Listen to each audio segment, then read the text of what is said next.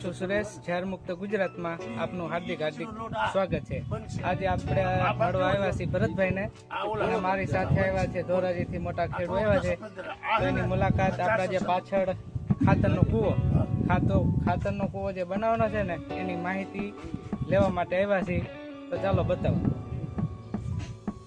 સૌપ્રથમ તમારું નામ જણાવો। કાંતિલાલ કળવાભાઈ હિરપરા, ગામ ધોરાજી, જિલ્લો રાજકોટ। તો કાંતિભાઈ અત્યારે તમે ક્યાં છો?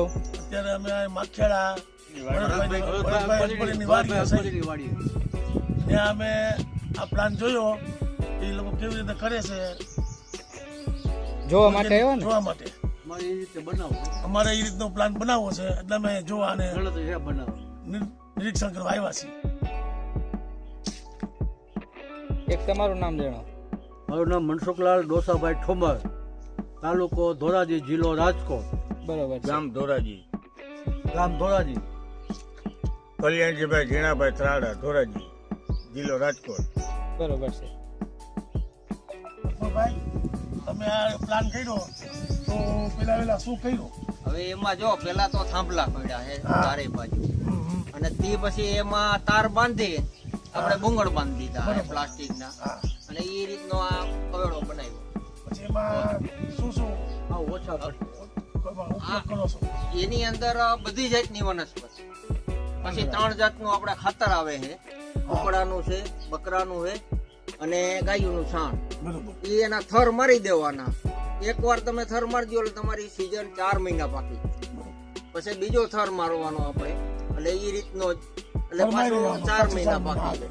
બરોબર, એક પાક લેવાઈ જાય। હા, ટૂંકમાં એક પાક લેવાય, આખો પાક લેવાઈ જાય। બરોબર, બીજો પાક વાવવો હોય તો એમાં પાછો બીજો થર માર દેવાનો, બીજો એટલે એ રીતે આ પ્લાન છે, અને આપ જોઈ શકો છો નજર સામે જ છે।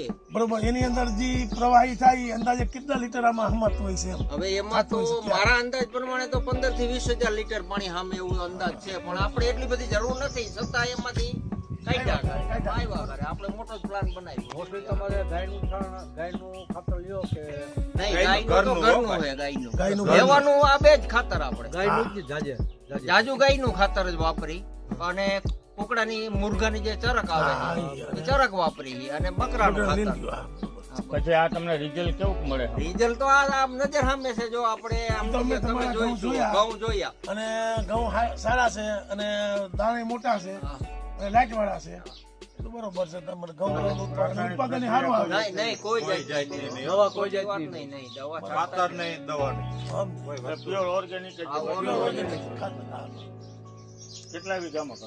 આજ 25 વીઘામાં। 25 વીઘામાં 25 વીઘા હા, ના, અહીંયા 15 વીઘા, 10 વીઘા, 10 વીઘા અમારે માખિયાળા, એની ટાંકી ભરી જાય છે, ત્યાં પ્રવાહી ટાંકી ટ્રેક્ટરમાં ટાંકી મૂકીને ભરી જાય। એટલે ખેડૂત આ તો સારું છે। તમારે કઈ જરૂર પડે તો ફોન કરજો, એવું લાગશે થોડો કરાવી તમને માહિતી દે, બોલાવા જોઈએ। હા, બરોબર। હા, ઈ તમારે ઈ માહિતી છે, આ બનાવવા પડે ને, એમનું તો આપણે એમાં કાઈ વાંધો નહીં। એ વીઘે 2 ફૂટ જોઈ છે, લ્યો ને હું કહું ને 10 ફૂટનું કરાય ગનીભાઈ, હા લ્યો એટલે થઈ જાય એકલા। ભલે ને કદાચ ને જરા 5 ફૂટ મોટું થઈ ગયું હોય તો માલ તો હારો નહીં હે, ઈ તો જાય ખાતર ઉતરે। આ કેવું તમે એમાં થર કેવી રીતે માર્યા? પેલા શેનો થર માર્યો? પેલો થર માર્યો છે આપણે સોયાબીનનો ભૂકો, હા ભૂકો, પછી તલનો ભૂકો નાખ્યો હે, બરોબર।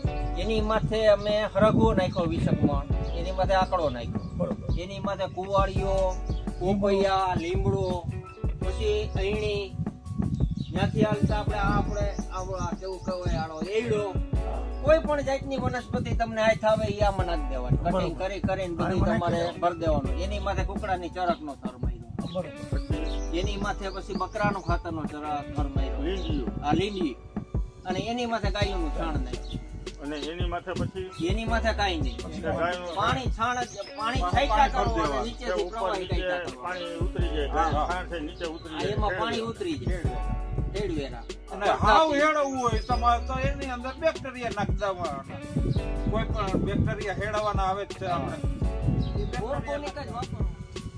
આનાથી જ પકવેલા હે, હા આનાથી જ પકવેલા હે।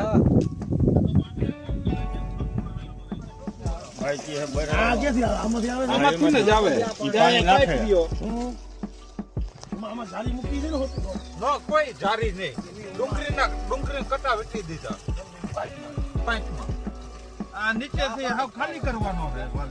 આ પાણી આવે ને આ ઉપરથી આવે.